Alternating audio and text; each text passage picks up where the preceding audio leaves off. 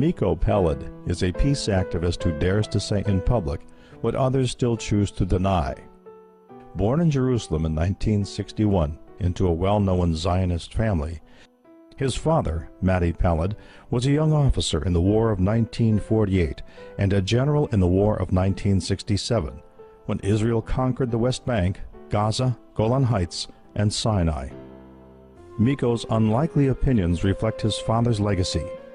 General Peled was a war hero turned peacemaker. It's time to sweep away some of the myths and to uncover the truth so that we can finally live in peace together.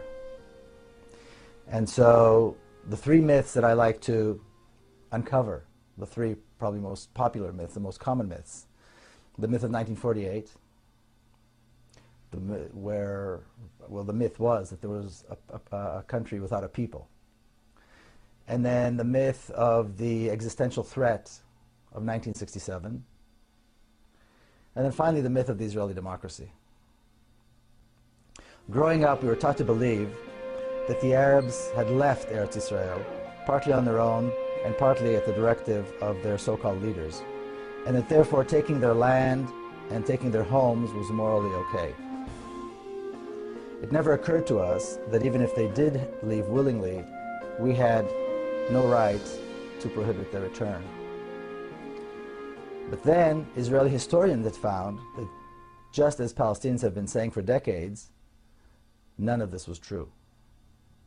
And it's interesting that when Palestinians claim something, we tend to doubt it. But then when Israeli historians come up and say the exact same thing, well then, now we accept it. As though the Palestinian word is not good enough. And so Israeli historians had confirmed that Israel was created on the ruins of Palestine. Now, obviously Palestine was not a state yet at the time. We're talking about 1948. But it would have been a state very shortly thereafter had it not been so completely destroyed. That had bustling cities, it had a middle class, it had trade and commerce. Palestinians had judges and scholars, and they had a rich political life. They had all the characteristics of a state to be. But the one thing in which they didn't invest, the one thing in which Palestinians did not have, was the military. Any kind of militia. And so when the Jewish militias attacked, even though the Palestinians constituted the vast majority of the population, when the Jewish militias attacked, they were helpless. The Jews, on the other hand, in Palestine at the time, were a minority, probably less than 500,000, but they had put together state-like institutions. So they had their own schools, they had their own universal healthcare system, for example, they had a quasi-government of which my grandfather was a member, and all of these were created based on the principle of hafradah, which in Hebrew means segregation. In other words, to be completely separate from all the institutions that the Palestinians had had. And the one thing that they did, in which they did invest heavily, was a very strong militia. A militia of young men, well indoctrinated, well trained, of which my father was a member. And they were determined to create a Jewish state in Palestine, completely disregarding the fact that the majority of the population were not Jews, but were Palestinian Arabs. It turns out that the creation of Israel had not, after all, been a haphazard fight in which the Arabs fled their homes due to the directives of their own leaders. It had been an unprovoked, systematic campaign of ethnic cleansing by the Jewish militia, involving massacres, terrorism, and the wholesale looting of an entire nation. Now it's interesting, my mother was born and raised in Jerusalem. She was born in 1926. And she recalls the Palestinian neighborhoods in West Jerusalem. And when the residents of these neighborhoods were forced to leave their homes, which are still in Jerusalem, they're beautiful, spacious homes with beautiful gardens, were offered to Jewish families And one such home was offered to her, being the wife of an officer and so forth. And she refused it. She said she could not bring herself to move into the home of a family that had been forced out and is now living in a refugee camp. She also said, and I heard this confirmed by many people, that when the Jewish forces came into the homes, the coffee was still warm on the table. The people had just left. And then the looting began. And again, she recalls seeing the truckloads of furniture and rugs and what have you being taken away from those homes. Another widely accepted Zionist myth is that in 1967, Israel faced an existential threat where the armies of 3 Arab countries were invading, and miraculously the Jewish forces were able to beat them all and conquer huge tracts of land.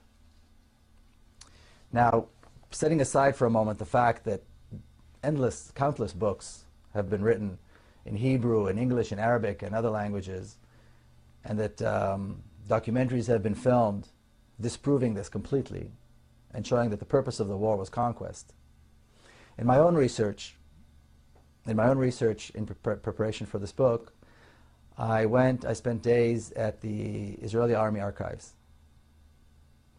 And I read from the minutes of the meetings of the Israeli General Staff, the top IDF, top brass, and the things that were said during those meetings. And I want to quote from my book one such passage. In a stormy meeting of the IDF top brass in the Israeli cabinet that took place on the 2nd of June, 1967, my father, General Mati Pele, told the cabinet in no uncertain terms that the Egyptians needed at least a year and a half in order to be prepared for a full-scale war. His point was that the time to strike a devastating blow against the Egyptian army was now, not because of an existential threat, but because the Egyptian army was not prepared, and it was an opportunity to destroy it once again.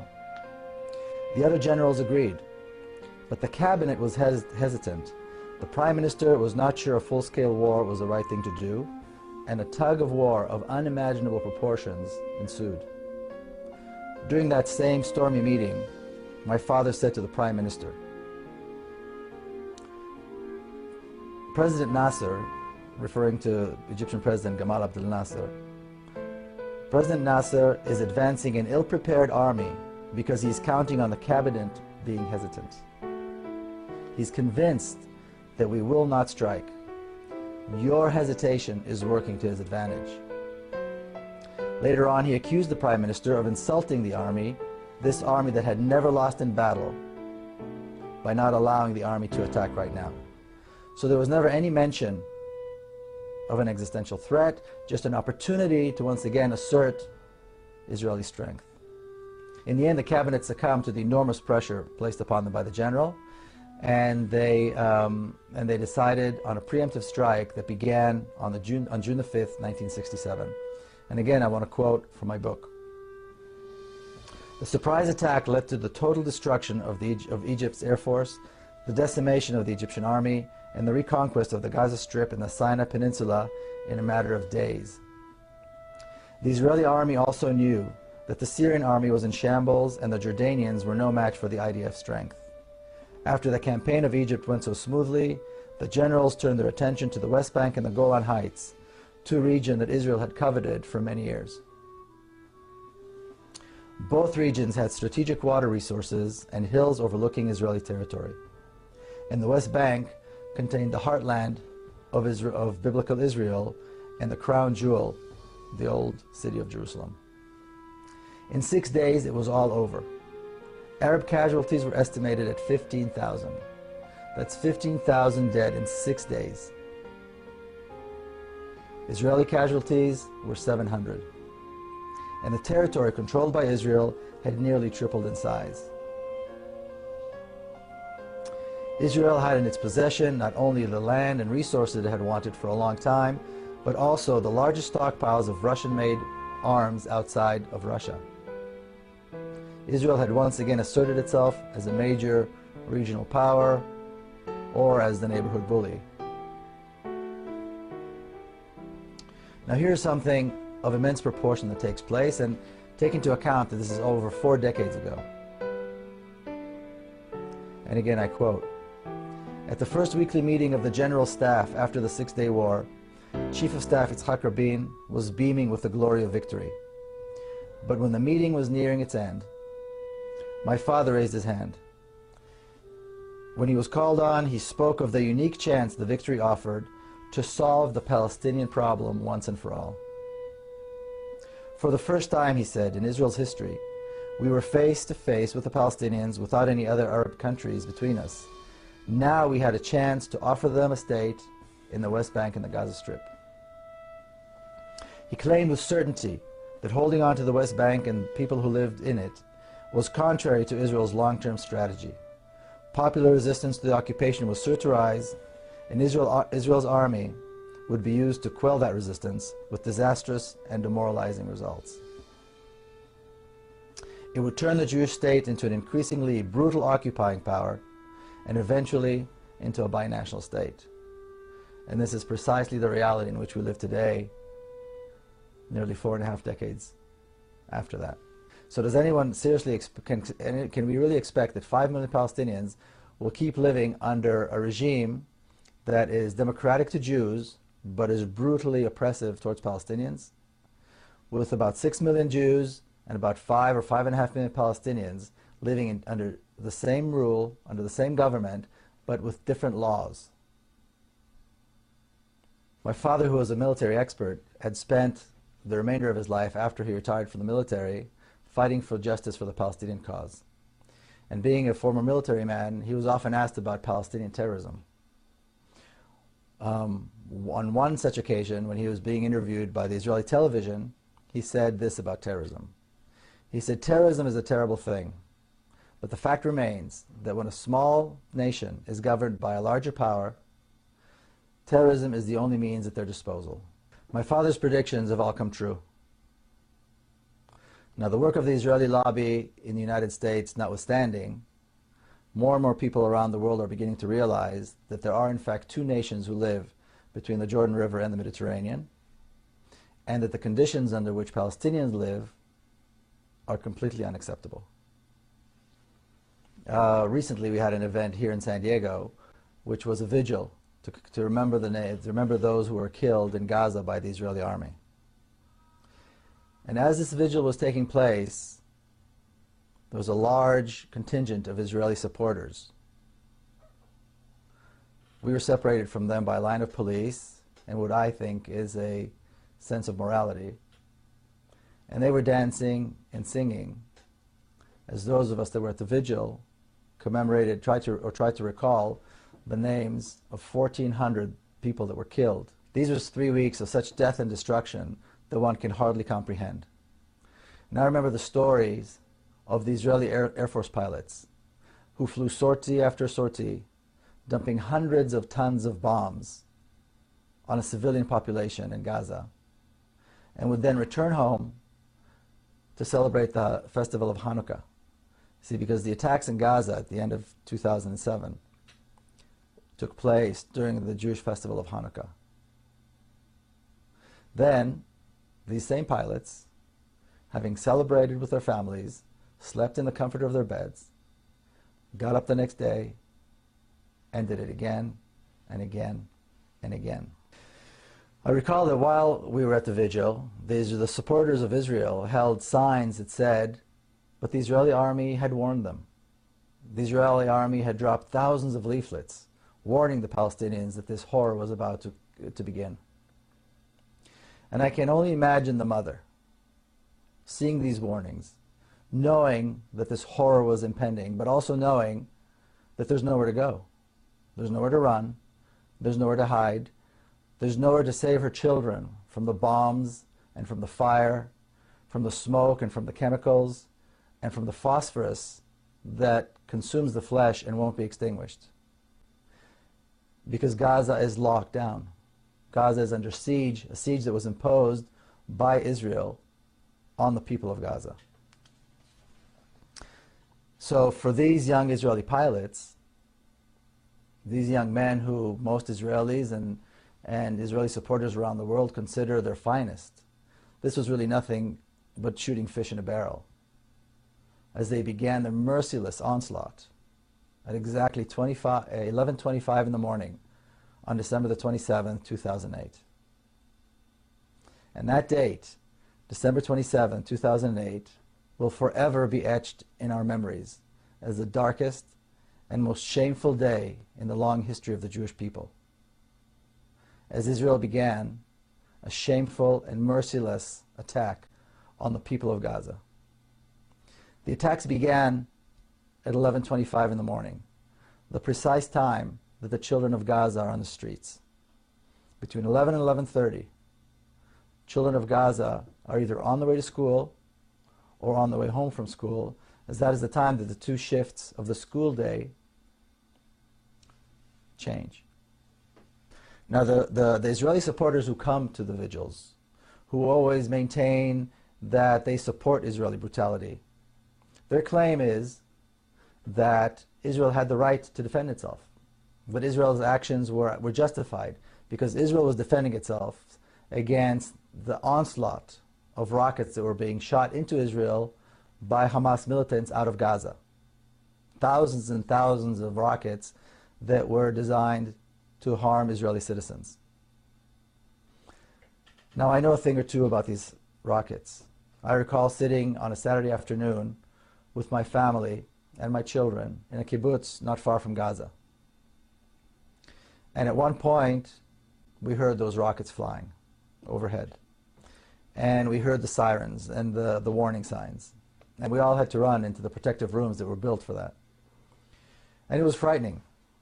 Only last December, I visited the kibbutz again, and a Qassam rocket fell by the kindergarten on the kibbutz while the children were present and were outside.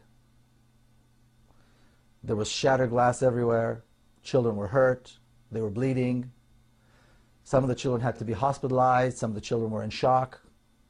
It was horrible. I went and I walked and I saw the hole in the ground created by the rocket, the size of a large soccer ball. And then I remembered what a crater that is created by a one-ton bomb looks like. It's the size of a city block. Children aren't scratched and they're not in shock as a result of that. They're decimated. They are burnt. They choke from the fumes and they are buried in the rubble. Now, multiply that by 100, and then again, and then again. And remember, or keep in mind, that Gaza is one of the most densely populated areas in the world. Yet, Israeli supporters will justify this. Many Jewish people will recall the story in the book of Genesis, chapter 18, where God decides to destroy the city of Sodom because they were sinners. And the patriarch Abraham, the shared patriarch of Jews and Arabs, chastises God and says to him, "Wilt thou also destroy the righteous with the wicked? Perhaps there be 50 righteous in the city." You see, Abraham is chastising God. And God promises that if he finds 50 righteous people, he will spare the city. Well, in Israel, there is no Abraham today. And no Palestinians are righteous in the eyes of the Israelis.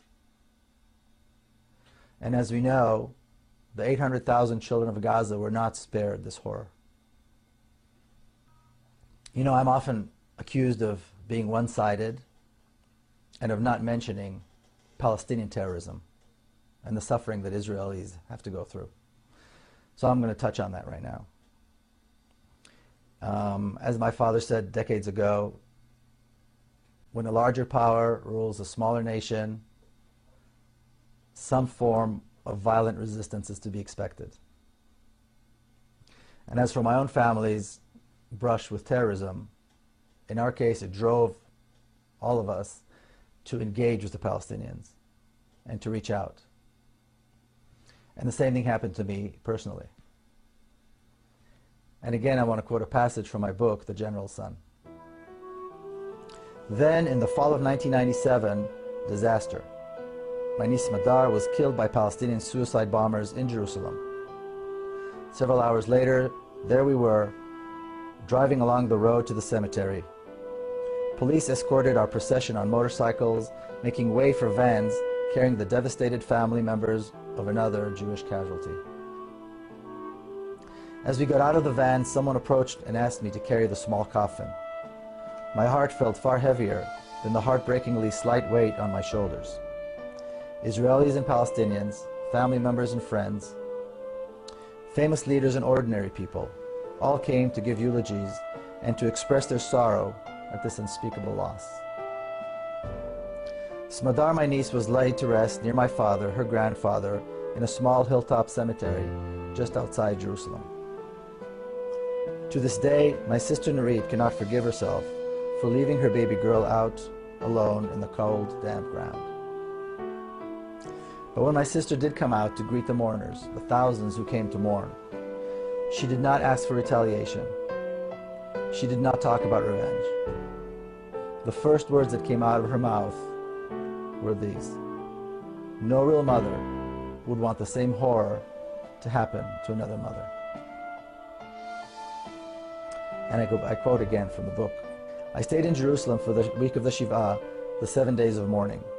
It wasn't easy to return home and resume my routines after it was over. How do people do this? I kept thinking to myself.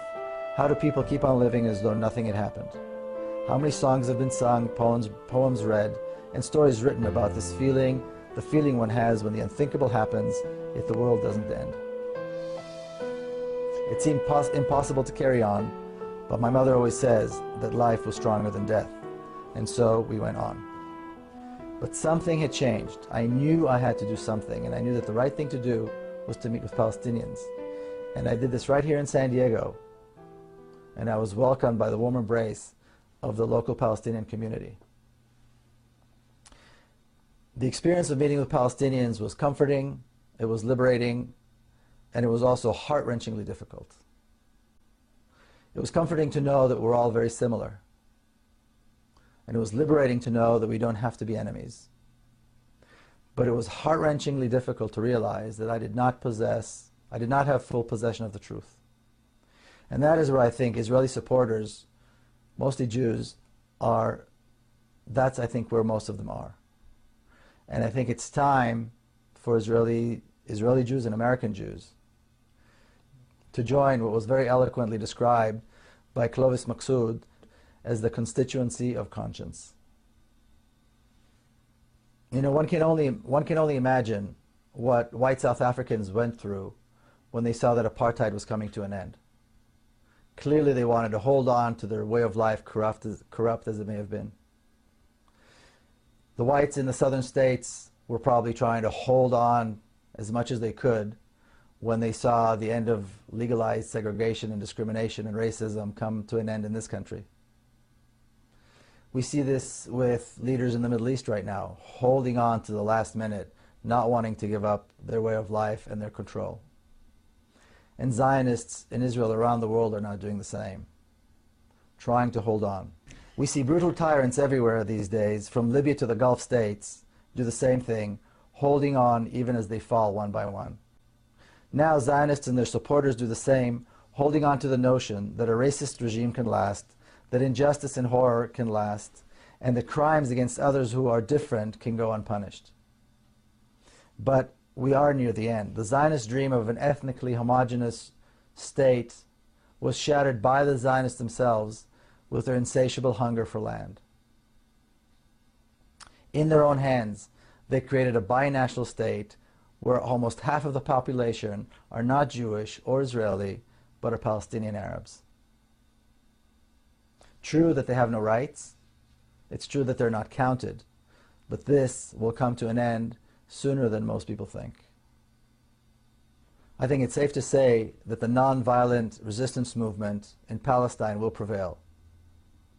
We have Israelis and Palestinians hand in hand, marching every single week in Bil'in, in Ne'elin, in Nabi Saleh, in Bet Umar, in Masara, in Sheikh Jarrah, in Silwan, and in other places. They face the brutal force of the Israeli army every single week, but they're dedicated and they will prevail. And the dedication of these people is the reason that people like myself who believe in justice and democracy are optimistic. In Nabi Saleh, another beautiful spot in the West Bank where settlers have made their ugly mark, Israeli reservists, clumsy and armed to the teeth, are faced with the undaunted courage of mothers and their children who just want the settlers and the army out of their villages and out of their lives. It seems surprising that Israeli soldiers, young men and women who are raised on what is seemingly in a democratic society, are willing to enforce this brutal occupation, because they do it very willingly and they do it very brutally. But what we need to realize that the Zionist education system taught these young men and women that Palestinian life is worthless. So for those people who do want to associate themselves with Israel and with Zionism and drape themselves in the Zionist flag, the flag that has come to symbolize intolerance, hate, racism, and brutality, they can feel free to do so. But they need to know this, that when the trials begin and the tribunals take their place, and when the Truth and Reconciliation Commission begins its work, and they're finally shamed into admitting that they were wrong, they need to remember to go down on their knees and beg forgiveness from the people they so blatantly wronged. Because they need to realize that we will never forget them, and that their conscience will never allow them to forget that they supported the killing, they draped themselves in the flag, and they mocked the bereaved. The rest of us will move on, and along with the rest of the Middle East, we will follow the example of the people of Egypt to create something that will surely be a tremendous accomplishment, a democratic, secular state in our shared homeland, a state where Muslims, Christians, and Jews live as equals and educate their children to love their diverse homeland with its multitude of cultures, its rich history, and its promising future.